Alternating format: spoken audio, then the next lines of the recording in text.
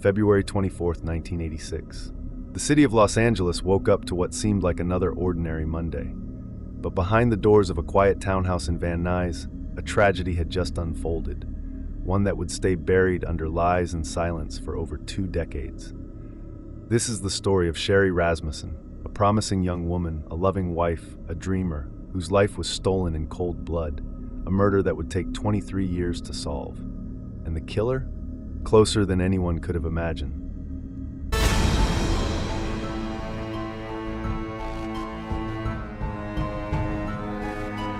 Sherri Rasmussen was born on February 7, 1957, in Loma Linda, California, the eldest daughter of Nels and Loretta Rasmussen in a loving middle-class family. From childhood, Sherri stood out, not just for her height, elegance, and smile, but for her brilliance. Her father called her a prodigy. At just 16, she graduated from high school and immediately pursued her passion for medicine and caring for others. She became a registered nurse and earned a master's degree in nursing from UCLA. By her late 20s, she had risen to the role of Director of Critical Care Nursing at Glendale Adventist Medical Center. Her colleagues described her as poised, compassionate, and endlessly competent. She dreamed of starting a family, traveling, maybe writing a medical textbook one day. Everything in her life pointed forward. In 1984, she met John Ruetten. John Ruetten was born in 1958 in San Diego, California. He was smart, athletic, and quietly ambitious. After high school, he enrolled at UCLA, where he studied mechanical engineering. He was known for being clean-cut, polite, and easygoing, someone who kept to himself but made a good impression. After graduating in 1982, John landed a job at a major tech company and rented a condo in Van Nuys.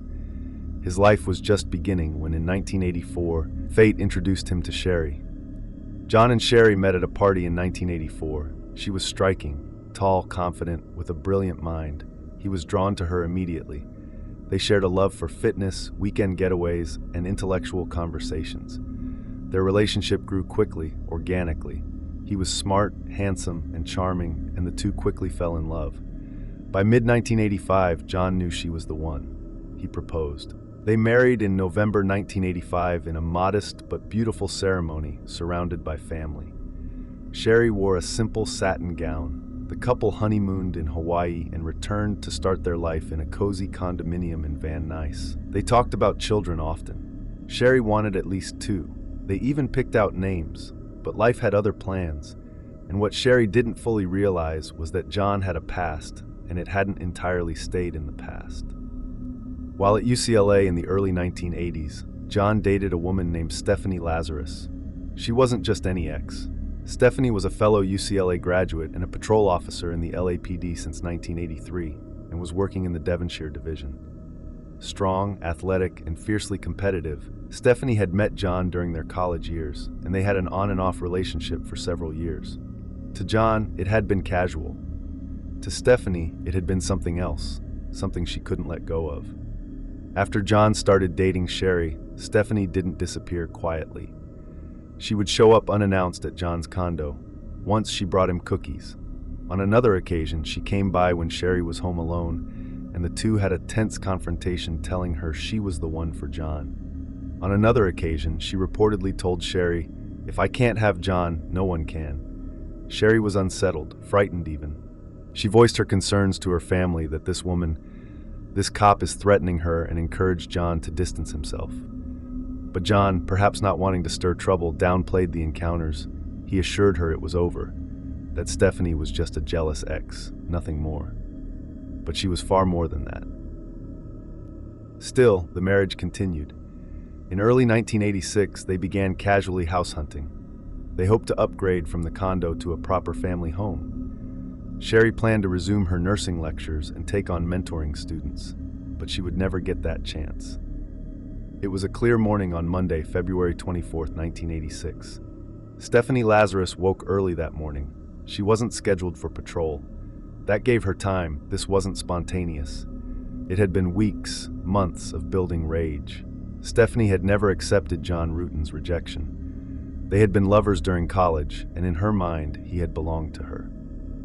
Sherri Rasmussen had stolen him, married him, lived in the condo that once echoed with her footsteps. Stephanie knew Sherri's schedule, knew John was at work that day. She'd watched them, stalked them. She had time, a plan. She dressed in casual workout clothes to avoid suspicion, probably sweatpants, a sweatshirt, athletic shoes. She took her service weapon, a .38 caliber revolver. She did not check it out officially from the LAPD armory. That would leave a record. She left her home in Simi Valley, badge tucked away, and drove toward Van Nuys. John Rutan left their home around 7:20 a.m. Sherri stayed inside. She called the hospital where she worked and said she wasn't feeling well enough to teach her seminar, till recovering from flu-like symptoms. She was still in her nightgown or robe. Maybe she had a cup of coffee. Maybe she was preparing to shower. Stephanie arrived sometime after 9 a.m. It's believed she may have used a key, possibly stolen or copied earlier, or forced entry through the sliding glass door on the balcony, leaving glass shards behind. She likely parked away from the condo and approached on foot. What happened next, for 23 years, would remain a mystery. Neighbors later reported hearing a struggle around 9:45 a.m. One neighbor heard what sounded like screams. Another said she heard two loud bangs shortly after 10 a.m. John returned home around 6 p.m. He found the garage door open. Inside the condo, glass was shattered, drawers yanked open, a VCR missing, and their condo in disarray. At first glance, it looked like a robbery, but inside in the living room, he found her. Sherri was on the living room floor. Her face had been beaten in. She struck her repeatedly in the face, shattering her cheekbones. There were signs of a brutal, physical struggle. Her face was bloodied, and she had defensive wounds on her arms. Sherri was younger, stronger, taller. She fought back hard, and on her inner forearm, a deep human bite mark. The fight ended with 3 gunshots. One missed, one entered her abdomen. The final, point-blank shot fired into her chest at close range. Sherri collapsed, likely alive for just a few seconds after. Stephanie placed the gun in her waistband, gathered herself, and left. Before going, she smashed a vase over Sherri's head, possibly out of anger or to make it look more chaotic. Then she staged the scene, but the killer left one thing behind, her bite mark. LAPD detectives ruled it a botched burglary. They theorized that Sherri had interrupted thieves, fought them off, and been killed. Stephanie returned to her normal life, quickly and calmly. She went back to her LAPD shift as if nothing had happened. No emotional break, no time off, no alarm. The perfect cover? She was the police, and her secret stayed hidden for years. When detectives initially investigated, they never considered her. Despite her family's protests, especially her father, Nels Rasmussen, who insisted the ex-girlfriend Stephanie Lazarus should be looked at, police dismissed any suggestion of a personal motive. A detective reportedly said, "If it were anyone other than a cop, maybe. But she's family. Case closed. She was one of their own." After Sherri's death, life took surreal turns. John Rutan was shattered. He withdrew from friends, changed jobs, and left the condo and moved. For years, he lived in grief and confusion and guilt. He later admitted in court that after proposing to Sherri, he had one final encounter with Stephanie.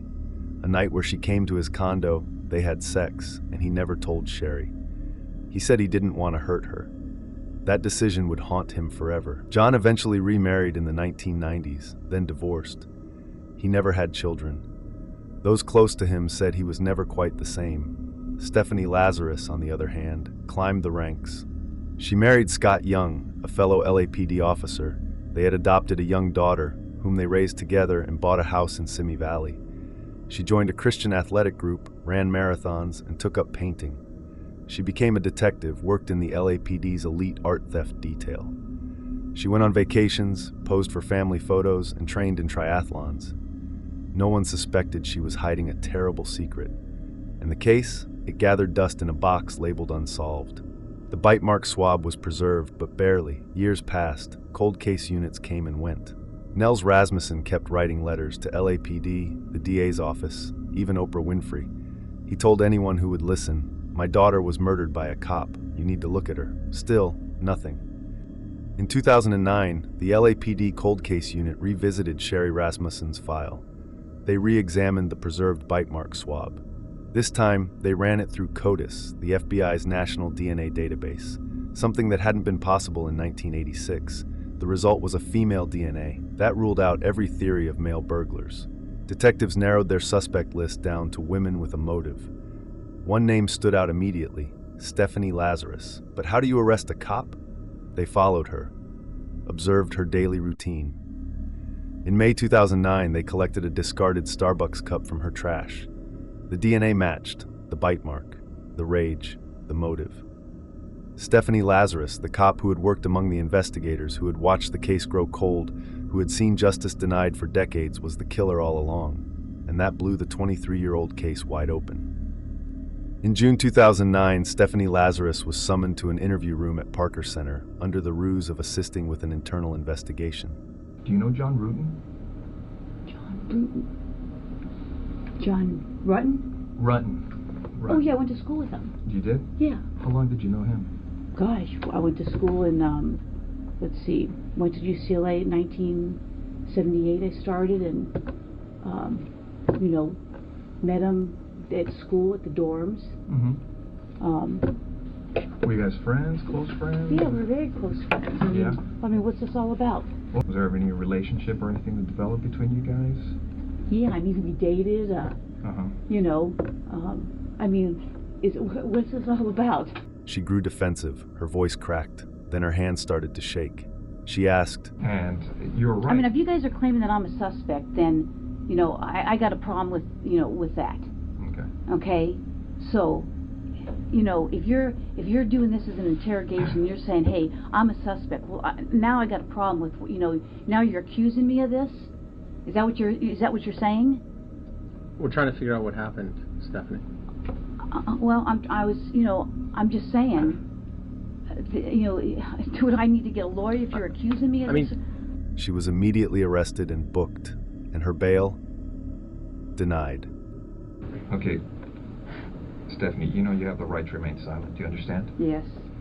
Anything you say may be used against you in court. Do you understand? Yes. You have the right to the presence of an attorney before and during any questioning. Do you understand? Yes. If you cannot afford an attorney, one will be appointed for you free of charge before any questioning if you want. Do you understand? Yes. Do you want to talk to us right now? No. All right. Okay. This is crazy. This is I'm like in shock. I'm totally in shock. The trial began in January 2012. Over 4 weeks, jurors heard chilling details: Sherri's wounds, the bite mark, the staged burglary, the past threats. John Rutten testified, visibly shaken. He admitted he had slept with Lazarus once after he was engaged to Sherri. Prosecutors told the jury this was a crime of rage, jealousy, and obsession. That Lazarus, armed and trained, brutally beat and shot an unarmed woman, that she then hid behind her badge for 23 years. John Rutten testified. So did Sherri's father, Nels. He said, they could have solved this in 1986 if they had just listened to us, but they protected one of their own. They told of times when Stephanie Lazarus appeared at Sherri Rasmussen's place of work at Glendale Adventist and told Sherri Rasmussen, if I cannot have John, nobody can. The defense claimed the evidence was circumstantial, but the DNA was undeniable. On March 8, 2012, the verdict was read, guilty of first-degree murder. Stephanie Lazarus was sentenced to 27 years to life in prison. She showed no emotion as the sentence was read. She is currently incarcerated at the California Institution for Women in Chino.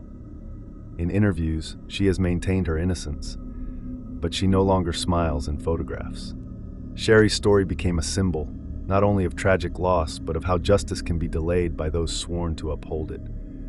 John Rutten disappeared from public life after the trial. He never remarried again. Sherri's family visited her grave every year. Nels Rasmussen passed away in 2020, knowing the truth had finally come out. He spent 23 years writing letters, chasing answers. Scott Young, Stephanie's husband, was blindsided. Those close to the investigation say he was devastated, embarrassed, and above all, blindsided. The marriage quietly dissolved. He never spoke publicly about her again. And just like that, the family they had built fell apart.